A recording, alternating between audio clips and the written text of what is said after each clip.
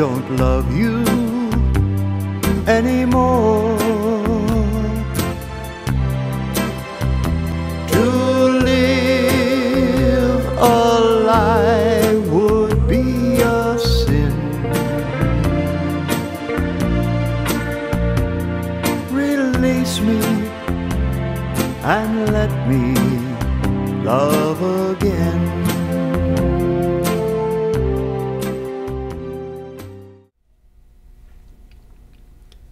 Hi, I'm Chris LaCorey, and I'm here with Hoban Sanford, and this is the first episode of Merrimac Stories. Thank you, Hoban, for coming on the show. Oh, you're welcome, Chris.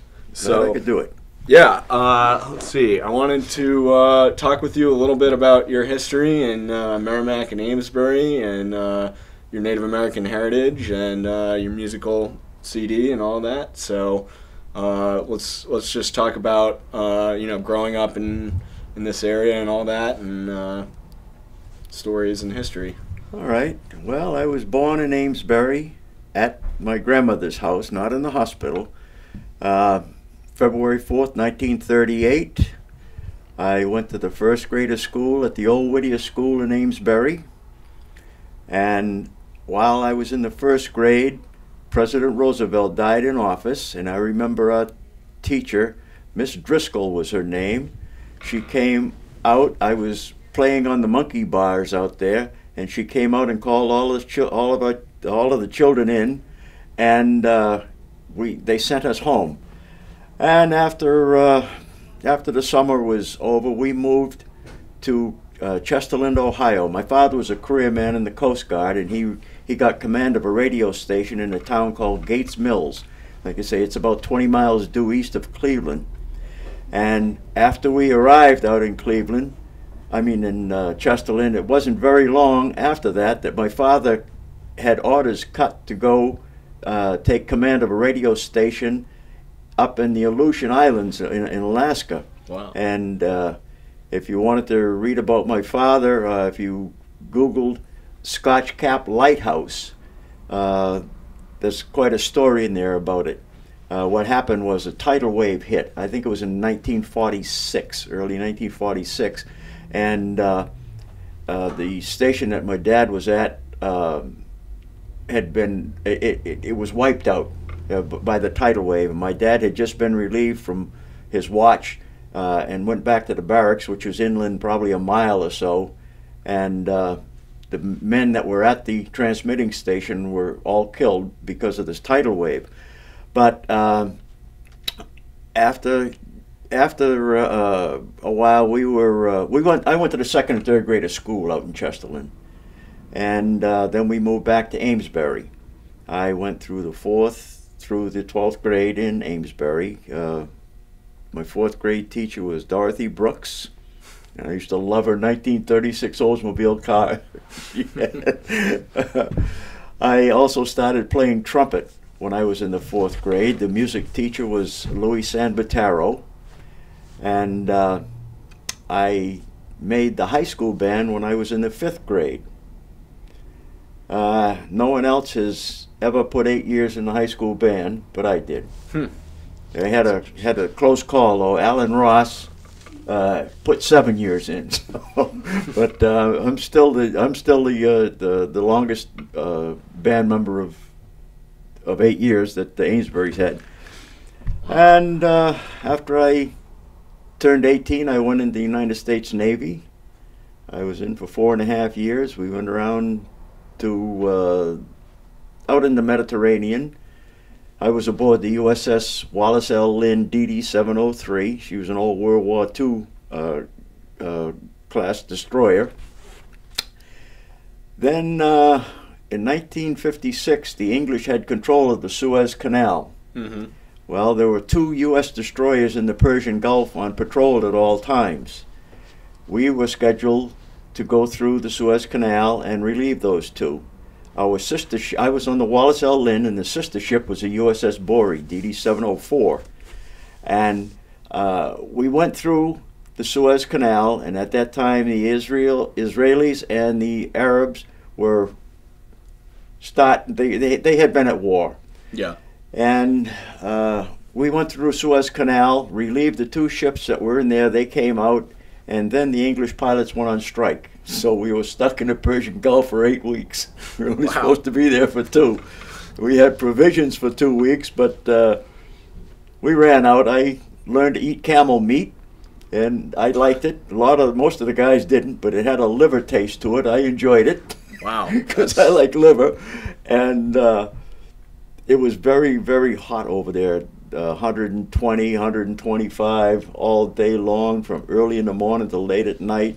And we patrolled in one direction for 12 hours at 3 knots. A knot is 1 1/8 mile per hour. And at the end of 12 hours, we turned around and we reversed our course 180 degrees at 2 knots. So we gained over a 24-hour period 1 mile. Wow. Then we pulled into a few of the places in the Persian Gulf. We were in we went into Bahrain, the island of Bahrain.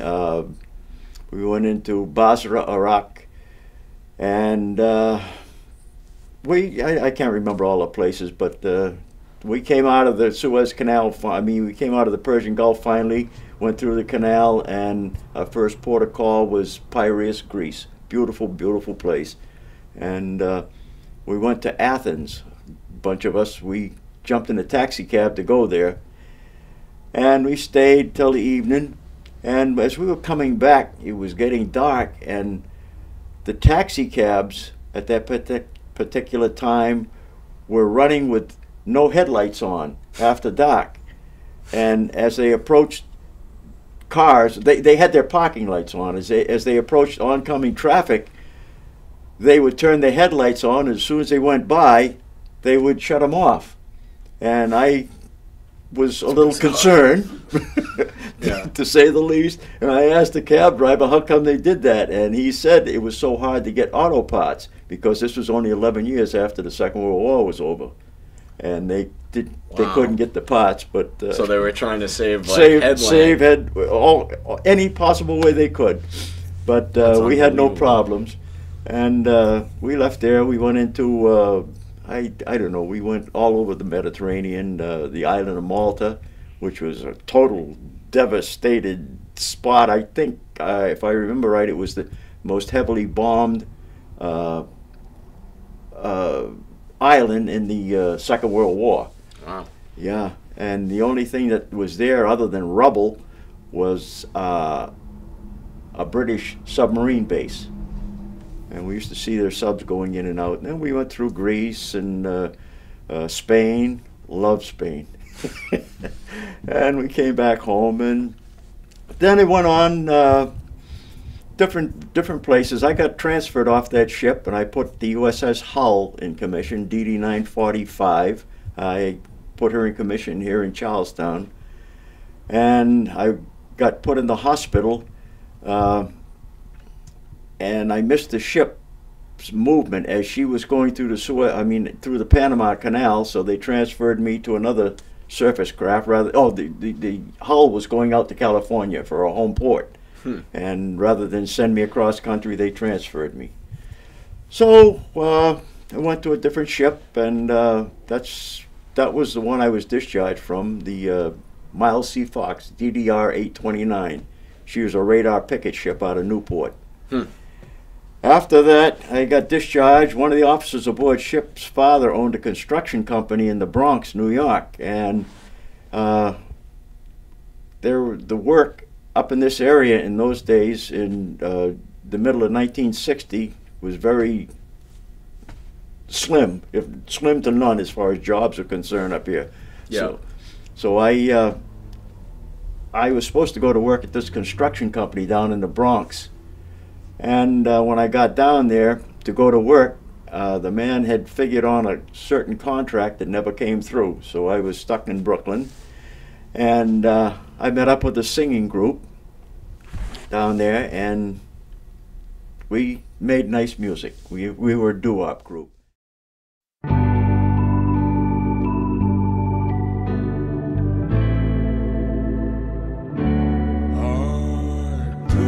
With my old love.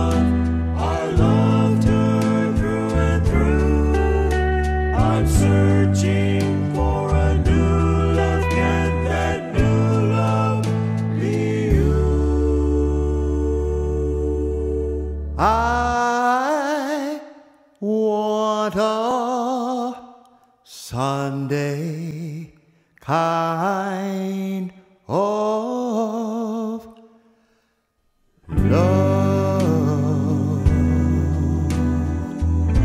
a love to last past Saturday night. I'm glad to know it's more than love at first sight.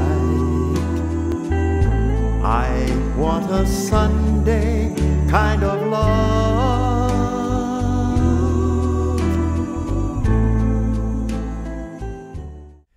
And the name of the group was the Del Counts. We made a few records. They didn't do anything to speak of because we didn't have the money to pay off the payola, which was in effect in those days. And the group, as a group, we were supposed to open up for Martha and the Vandellas, go on the road. But I was the only one in the group that was married and had children, and I wouldn't do that. So I left the group, and I moved to Philadelphia for a while, and then I came back to Amesbury. I bought a house on High Street in Amesbury. Well, even before that, right after I came, I arrived back in Amesbury the morning that the high school, Amesbury High School, burned. It was still smoldering when I was driving past it in town. It's got to be a strange sight to come back to. Well, it was. It wasn't a pleasant sight, but it happened. Fortunately, I wasn't involved in it. That's the only thing I could say. Then I joined the Teamsters Union, and I was driving back dump as we were building 495. And my father and I had never really done anything together growing up because he was, as I said, he was a career man in the Coast Guard. And he asked me to, if I would be interested in joining the auxiliary police in Amesbury. Well, he was a lieutenant in the auxiliary police. He helped form it. And I says yes, so I went down and I ended up joining the auxiliary police. I was on it for 9 years, and I was also junior man on the Teamster seniority list at the site at 495 here. And if a truck broke down today, they couldn't get it fixed by tomorrow morning. I got bumped off the job, but I would call the police station and pick up a day's work as an auxiliary cop on the detail, which was only 25 cents an hour less than what I was making for driving the truck. So it wasn't a bad deal. And after that, I started driving trailer truck, and I moved out of town, and I also drove bus for Greyhound for 8 years. That was quite an experience. And I moved out of town down to Providence, Rhode Island, and then I transferred with Greyhound from the East Coast to the West Coast. I bumped into San Luis Obispo, California. It was a beautiful little town, and it's at the bottom of a huge mountain, and I rented a house on top of the mountain, and the mountain was called Cuesta. It was Cuesta grade. It had 11, I think it was 11 degree, or yeah, 11 degree incline going up. It was a rough one. Pretty steep. Yeah. And anyway, I worked out of San Luis for that summer, and then I got bumped off my run. I had a beautiful run from San Luis to San Francisco. Then I bumped into Fresno. I don't have much good to say about it, but I bumped into Fresno, and I had a run from Fresno to Tracy, which is all back roads, and I crossed one set of railroad tracks 11 times each way. I turned that every day. In the morning I'd go up, wait an hour and a half, I think it was, and I would come back. So I crossed that set of railroad tracks 22 times a day. Wow. No one wanted that run because of those railroad tracks, but I loved it because we didn't have much as far as passengers were concerned. We had very few passengers because out in Fresno, it's an agricultural part of the country, and but we did have freight in the belly of the bus, and you're going to laugh when I tell you what that freight mainly was. It was bull sperm.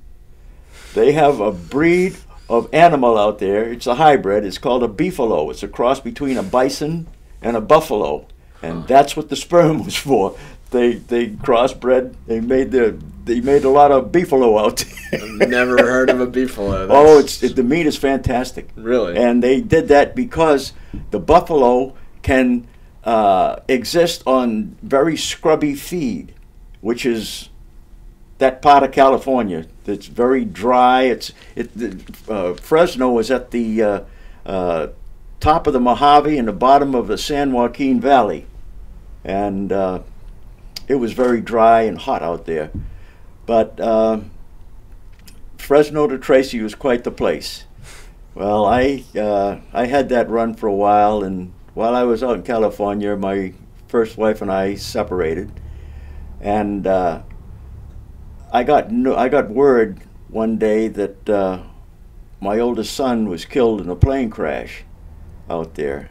He had been working for the town of Paso Robles at the high school where he was attending, cutting the grass and doing summer work.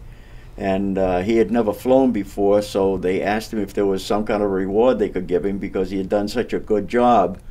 And he said that he would like to fly. And they arranged it so he could go up in a state-operated plane to bomb what they call forest fires out there. I didn't see much as far as trees were concerned. I saw a lot of sagebrush, but not much for trees. But anyway, the plane crashed and caught fire, and he crashed and he burned to death. And I was pretty much devastated by it, naturally. And what else had happened in my life out there? So I left Greyhound out there in California, and I came back east. And I started driving trailer truck, and that's what I retired as, was a Teamster.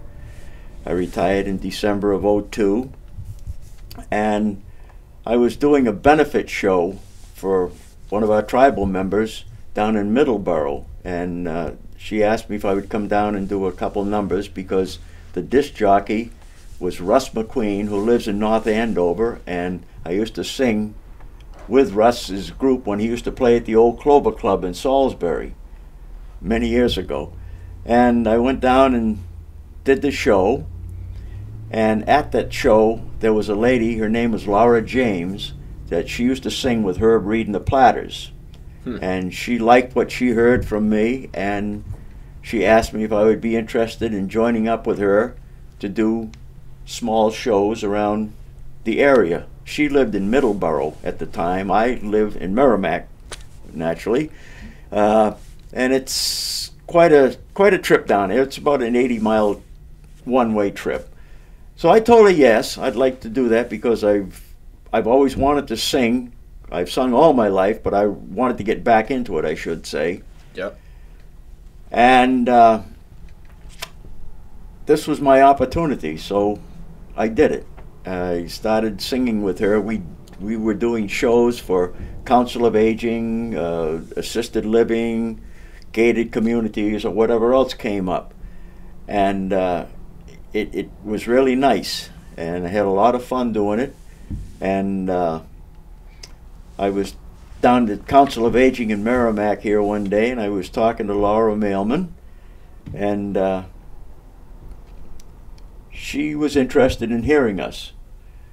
So I hooked her up with Laura James via telephone, and they made a deal, and we started performing up here in Merrimack. Will you take part in my life, my love? That is my dream. Life is but a dream. It's what you make it. Always try to give. Don't ever take it. I'm trying to tell you just what you mean to me.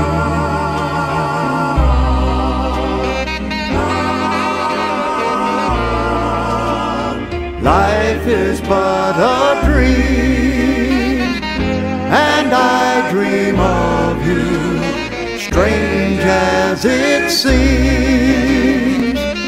All night I see you, I'm trying to tell you just what you mean to me.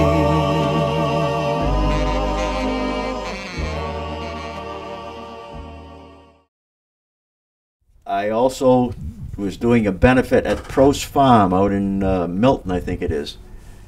And Harvey Robbins was the promoter out there, and one of his acts had booked off, and through a mutual friend, he contacted me and asked me if I would come out and fill in for that sick person, or the booking off, I should say. And I did, and he liked what he heard. And what we were doing was rehearsing. He wanted to know what type of voice I had, so I was singing, and I was singing "Release Me."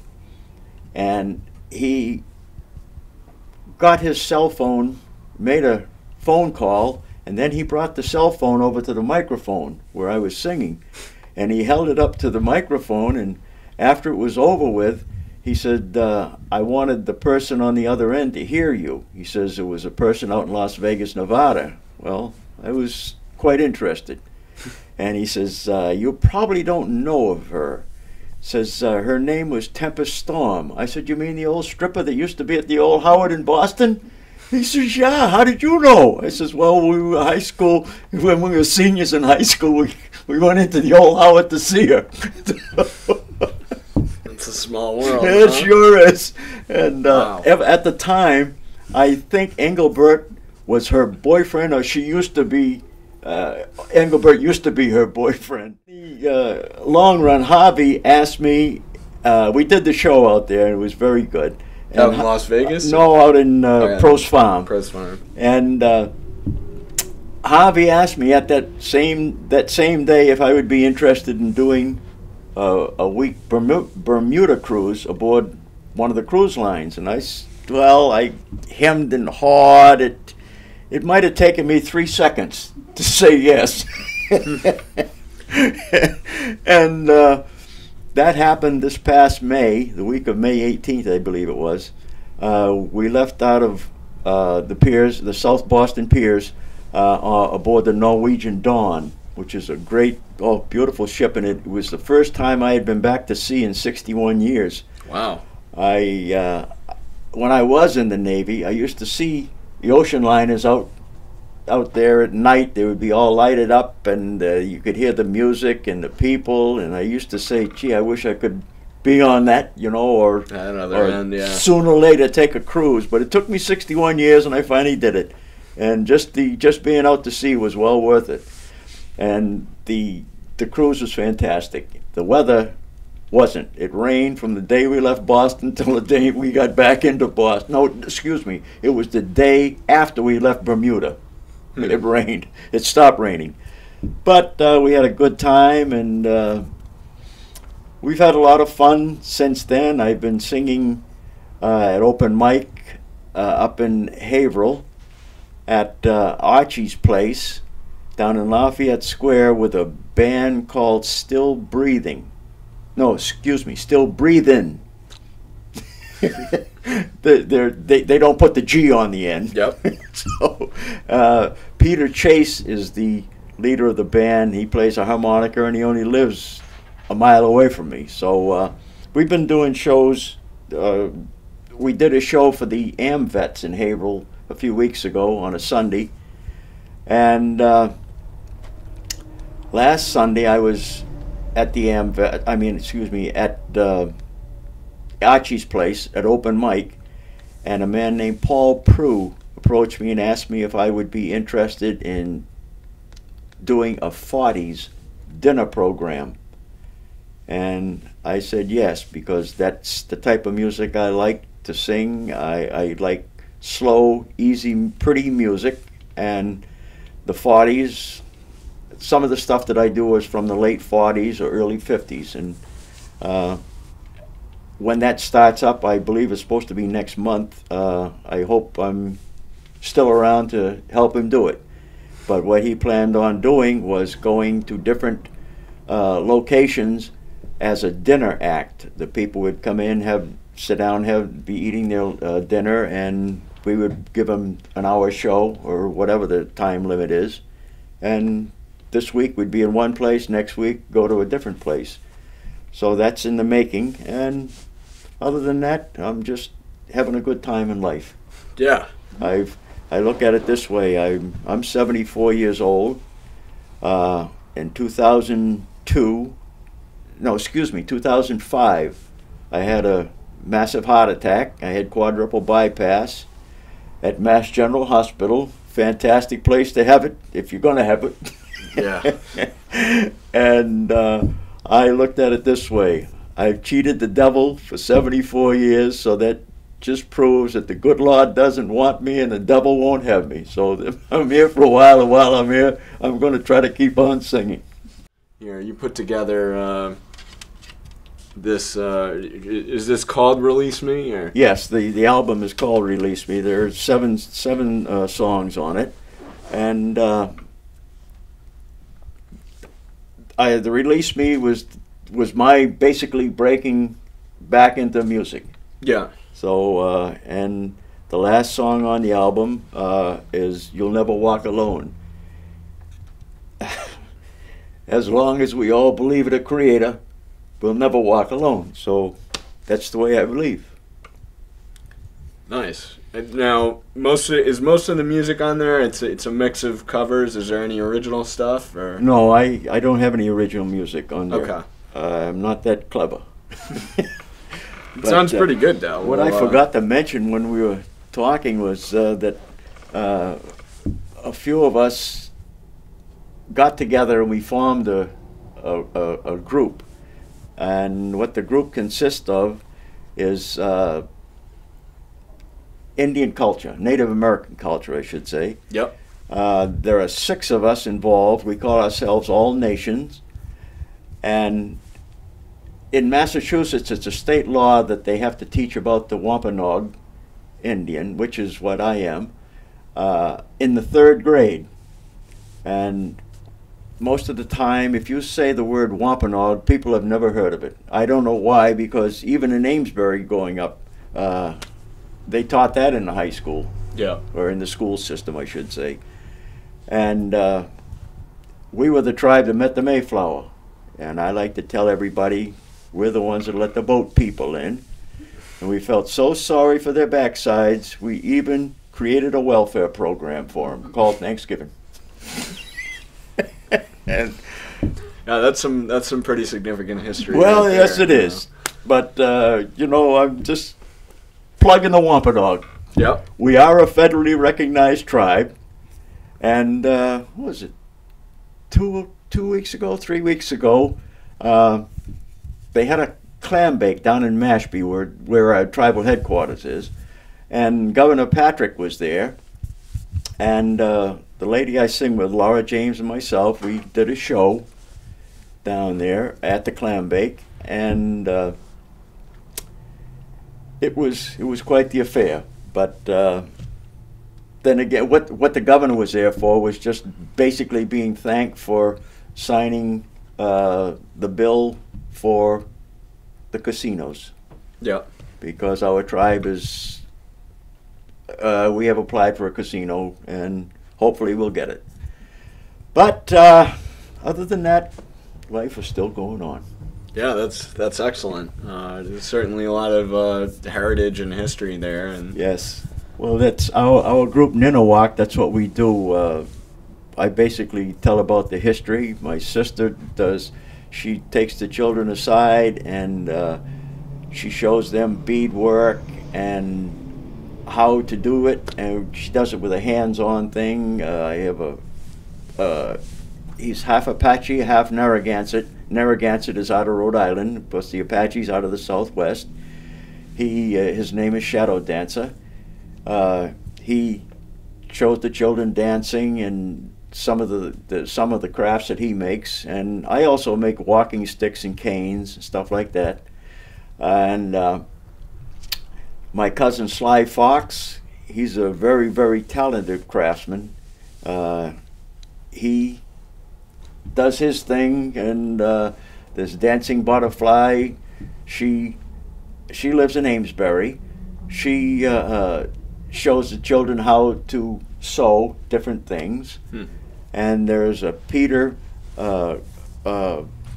Littlehawk. He lives in Ipswich. He's another. Well, that's right near where I grew up. Oh. Yeah. Well, that's where he's at. If you're smart, just stay away from him. He's crazy.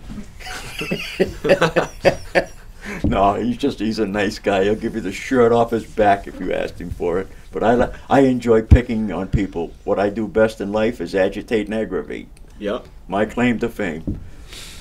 And we go around to the schools and we talk about things like that. But we're having a good time doing it. We have that's excellent. We have a booking the 19th of November at the VA hospital in I think it's Greenwich, Rhode Island. And we are going to speak at Worcester Polytech. It's one day, and I haven't got the exact date, in November also.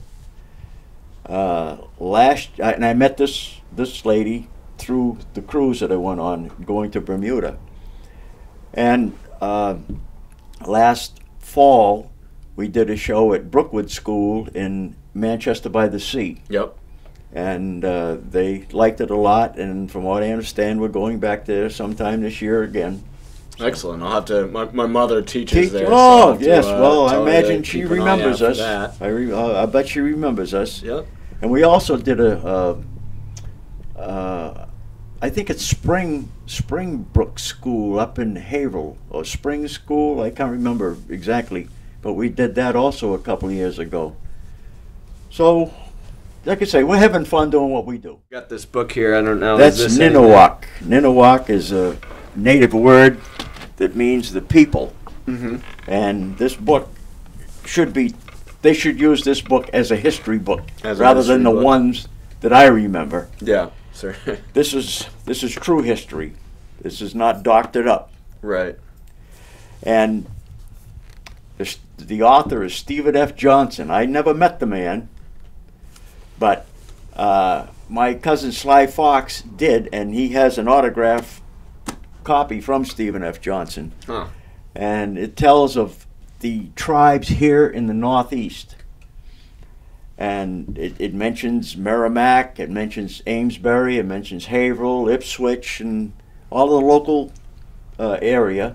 And it mentions also the tribes in these different areas. The towns, yeah. The towns, yes. And there's one particularly comical spot that I enjoy, and this will probably be deleted. It's on page 93. Let's just hold this up here so that we can see it. Yeah, Verrazano. This book starts back in the 1500s, long before the Pilgrims, and it tells of the explorers going up and down the coast, and different places that they stopped to get water and food, and they're speaking with the different native tribes and things like that. And here on page 93, Verrazano, who was the explorer that, he didn't discover, but he explored the area of southern Connecticut and New York. And he had been up and down the coast, and evidently he had made some, I won't say enemies, but the Abenaki didn't care for him at all. And he pulled in somewhere on the Maine, New Hampshire coast to get supplies from the Abenaki. Well, they disliked him so much that they stayed up on the cliff looking down at the ship, but they were communicating. Now, he had trinkets and stuff like that they needed or wanted, and he needed food and water. So they made a deal, and they lowered the stuff down to him in the baskets, and they lifted the baskets of trinkets or whatever it may be up. and Verrazano was turning his ship, was ready to turn his ship around to sail out of the harbor, and he happened to look up on the banking, up on the ridge, and the natives were showing him their bare buttocks. And that was, as the book said, was to show their disdain for him. And earliest mass mooning. well, the kids have nothing new. They didn't invent that. The Abenaki used it as a going away gift to Verrazano. That's pretty amazing. And all of this stuff comes from ship captain's logs, and this isn't stuff that has been buttered over or anything. But I like that. That was comical. That's I've never heard anything like that. And like I say, they ought to use Ninawac as a history book to teach the true history that happened in this area, opposed to what the history books I remember have in it. Yeah. This tells of all probably pretty different. Yes, the diseases that was brought over here, and different things that happened. I don't want to get into it because I might get upset, but right. It's to everyone's advantage to read this book, Ninawac, Ninnuock. The people is what that word means.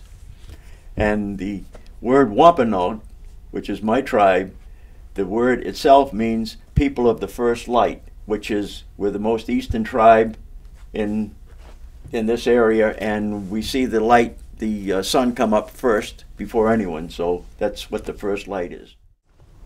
Now, you're a justice of the peace, right? Yes. You want to talk about that yes, at all? Yes, surely. I became a justice of the peace, I think it was in 1996, I think it was.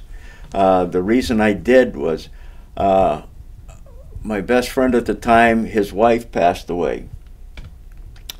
And he was very upset about it, naturally. They'd been together for many years. I had known him for many years. And after she passed away, he met a young lady that I wasn't overly fond of, putting it mildly. And he came over to the house one day and said that they were going to get married. And he said to me, "Gee, too bad you aren't a justice of the peace. You could marry us," because we were sitting on my deck. I have a deck that goes off the second floor at my house. And we were sitting out there, and it was a nice view. And he said, "Gee, too bad you weren't a JP. You could marry us." And I just fluffed it off. I didn't pay any attention to it. And after he got married, I got thinking about it. What does it take to be a JP? And I looked into it, and it's per population of your city or town. And the rule is 1 JP for every 5,000 per population. And I applied, and at the time Merrimac had just about 5,000 people, and they already had 1 JP in town, so there was no openings. But I turned around and came home anyway, and there was a lot of building that started up in Merrimac after that. And one day I was at work, and I got thinking, gee, maybe there's enough people for me to apply again. So I reapplied, and come to find out, Merrimac had gone over 6,000 population, or just at 6,000, and there was a slot open. Mine was the first paperwork in Merrimac in there, and I got it. And I've been doing it ever since. I have a lot of fun. You know, I get a few here and there. The first few years, I got quite a few. But after that, things slowed down. Another JP moved into town from a different area, and he maintained his JP commission, and competition was there, so I don't get as many now as I used to. We just put it that way, and I have a good time doing it. It's a fun thing. Yeah. People ask me to stay for the receptions. Well, I don't drink, smoke, or gamble, so I'm kind of a bore at those occasions. But every once in a while, one of them will ask me if I would, come and do a few numbers or whatever, and I do. I have my own tracks that I sing by, and you know, it's just a fun thing. Yeah. And I'm good until 2017 as a JP. And I don't know if I'll go for another shot or not, because they're 7-year commissions. Huh. And it's quite a while. I don't know if I'd be around 7 years from then, or even 7 years from now. So we'll see. Taking it one day at a time. One day at a time, yes. Like I said, I'm cheating the devil. The good Lord doesn't want me, and the devil won't have me. So I might be around for a while. That's excellent. We'll fade out to some of your musical selections. Certainly, we'll put up maybe. Let's hold this up again here. This is the CD. It's titled "Release Me." Yes. By Hoban Sanford. So check it out. Danny Boy, which is a song that I used to sing when I was singing with the group in Brooklyn. This was my version of Danny Boy. It's a nice song. It used to be one of my mother's favorite songs, and around here, when I do sing it, the biggest compliment anyone can pay to me, and a lot of other entertainers that I've spoken with, is if you can make your audience cry, and Danny Boy will do that.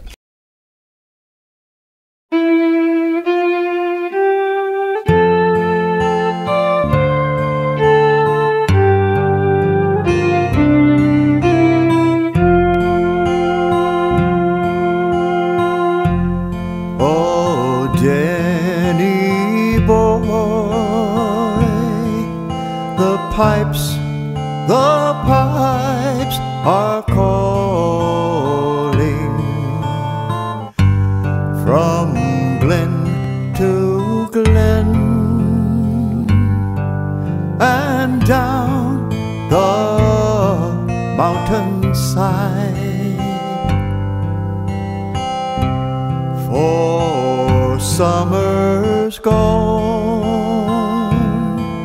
and all the leaves are falling.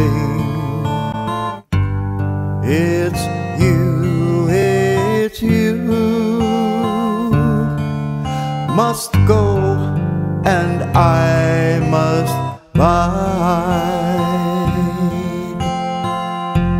But come ye back when the summer's in the meadow, or when the valley is hushed and white with snow. For I'll be here in sunshine or in shadow. Oh, Danny boy, oh, Danny boy, I love you so.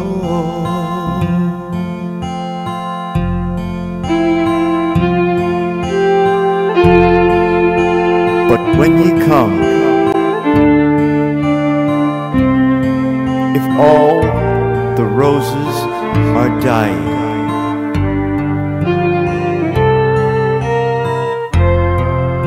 and I am dead, as dead I may well be,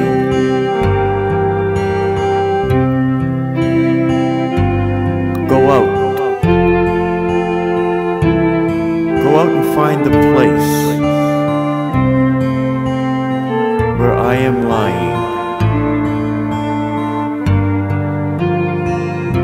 and kneel and say an Ave for me. But come ye back when the summer's in the meadow,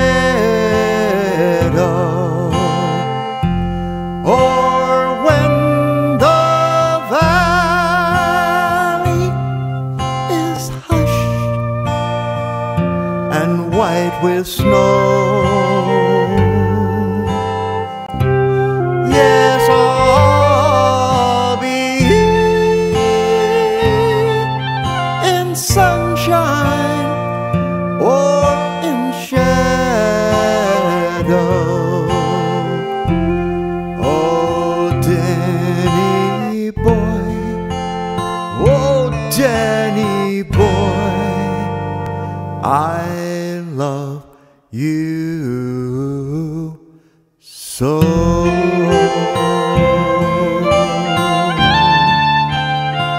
Oh, Danny boy.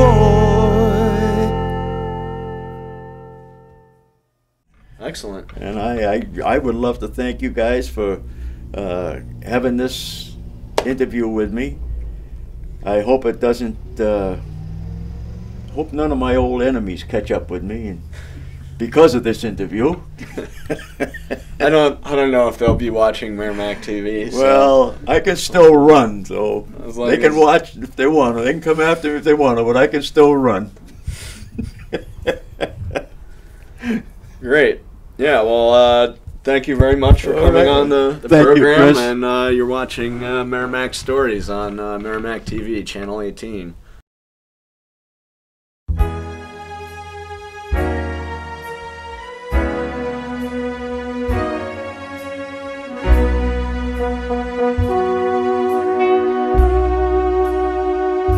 When you walk through a storm, hold your head up high and don't be afraid of the dark.